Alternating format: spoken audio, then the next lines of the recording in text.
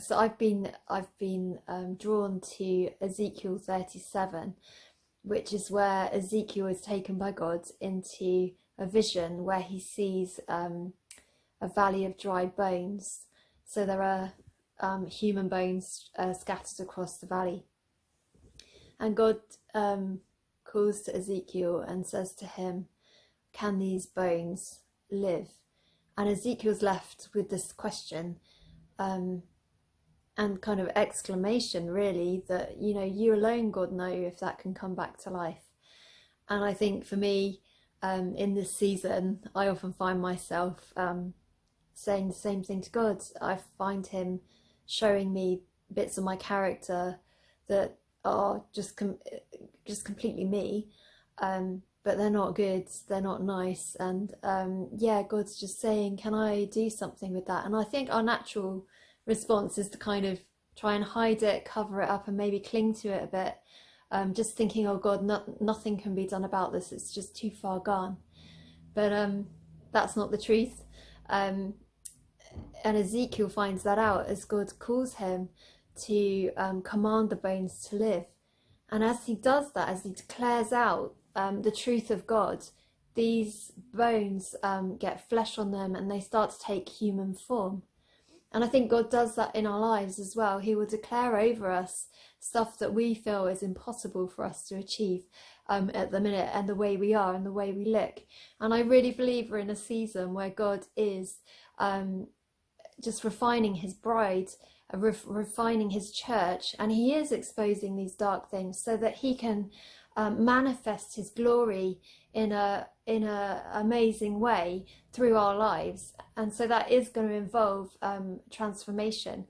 And I know Bethel not so long ago had Christopher Naughton get up and do a talk on going from caterpillars to butterflies, and how we're in a process of metamorphosis where God is actually taking the DNA and the pattern of who we are and absolutely turning it upside down, transforming it, refining it, renewing it, so that he is able then to display his glory. And I think that's what this Ezekiel passage is showing us too. So it isn't until Ezekiel has done all of that, he's commanded the flesh to come back onto the bones. God says to him, now command that my spirit fills these bodies. And it's almost like in Acts where the disciples are waiting, aren't they, for the Spirit before they can go out into their communities with life. They're needing that heavenly transformation over them so that they can be bold, that they can be empowered, but that they can display the fullness of the glory and the riches of God. So yeah, if you're in a position where you're feeling dry, take heart. I think God is just asking us to be honest and real with him, to bring those things we struggle with. And I see it like an exchange, like going to the cross with the things that you're struggling with. Sometimes it actually means confessing it to people around you, or sometimes it's just confessing it directly to God.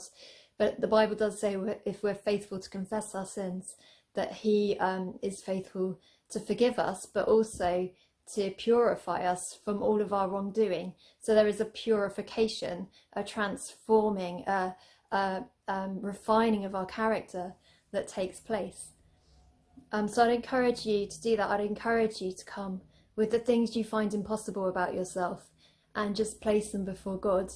Ask for forgiveness for the way you are, and then let him just plant. I see it like planting a seed in my heart or in my spirit. And just leave it with God. You don't have to do anything more. Once it's confessed, God is faithful to forgive us and he's faithful to purify us. So I see it, yeah, like a seed that's been planted, and then that thing has a life of its own. It kind of roots and then produces leaves, and before you know it, in a matter of maybe days, weeks, months, you'll suddenly find that the pattern of thinking that you had has been transformed, and you'll wonder how on earth that happens. But yeah, God's in the process of transforming us and moving us from glory to glory. So if this has resonated with you in any way, I just want to read the last bit of that Ezekiel passage, Ezekiel 37, and And I'm just going to declare it as a prayer over you. So maybe just still yourself, maybe sit down or put your hands out or whatever you feel comfortable with. But I'm just going to declare this over you right now, that you would be empowered and that you would recognize that God can transform you and bring you into the inheritance that he has for you. Then he said to me, Son of man, these bones are the people of Israel. They say, our bones are dried up and our hope is gone. We are cut off. Therefore prophesy and say to them, this is what the sovereign Lord says. My people, I'm going to open your graves and bring you up from them. I will bring you back to the inheritance I have for you. Then you, my people, will know that I am the Lord, when I open your graves and bring you up from them. I will put my spirit in you, and you will live, and I will settle you in your inheritance. Then you will know that I, the Lord, have spoken, and I have done it, declares the Lord. Be blessed.